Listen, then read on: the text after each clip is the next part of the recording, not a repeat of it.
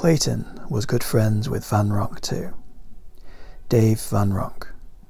He was the one performer I burned to learn particulars from. He was great on records, but in person he was greater. Van Ronk was from Brooklyn, had seaman's papers, a wide walrus moustache, long brown straight hair which flew down covering half his face. He turned every folk song into a surreal melodrama, a theatrical piece, suspenseful, down to the last minute. Dave got to the bottom of things. It was like he had an endless supply of poison, and I wanted some. Couldn't do without it. Van Ronk seemed ancient, battle-tested. Every night I felt like I was sitting at the feet of a time-worn monument. Dave sang folk songs, jazz standards, Dixieland stuff and blues ballads, not in any particular order, and not a superfluous nonce in his entire repertoire. Songs that were delicate, expansive, personal, historical, or ethereal, you name it. He put everything into a hat and, presto, put a new thing out in the sun. I was greatly influenced by Dave.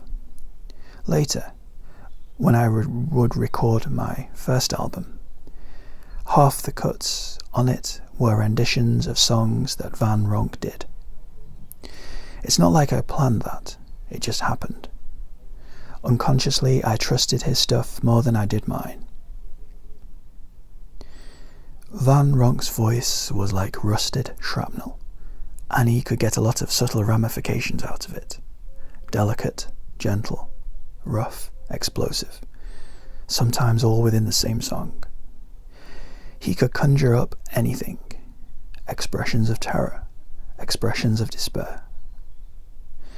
He also was an expert guitar player. All that, and he had a sardonic, humorous side too.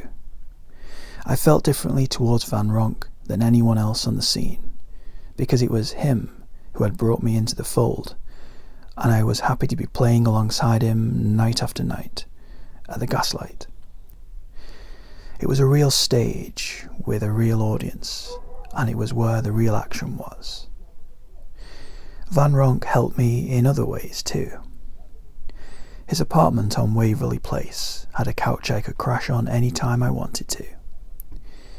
He also showed me around the regular haunts of Greenwich Village.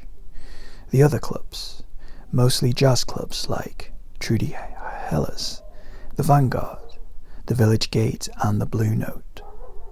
And I got to see a lot of the jazz greats close up. As a performer, Van Ronk did something else that I found intriguing. One of his patented dramatic effects would be to stare intently at somebody in the crowd. He'd pin their eyes like he was singing just to them, whispering some secret, telling somebody something where their lives hung in the balance. He also never phrased the same thing the same way twice. Sometimes I'd hear him play the same song that he'd done in a previous set, and it would hit me in a completely different way. He'd play something, and it was like I'd never heard it before, or not quite how I remembered it.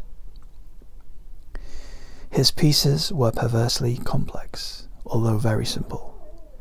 He had it all down, and could hypnotize an audience or stun them, or he could make them scream and holler. Whatever he wanted. He was built like a lumberjack, drank hard, said little, and had his territory staked out. Full forward, all cylinders working. David was the Grand Dragon.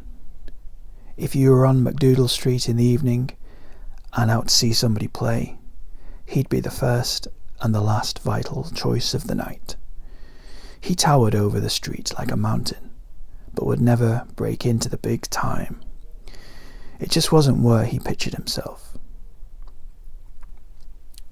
He didn't want to give up too much. No puppet strings on him ever. He was big, sky high, and I looked up to him. He came from the land of the giants.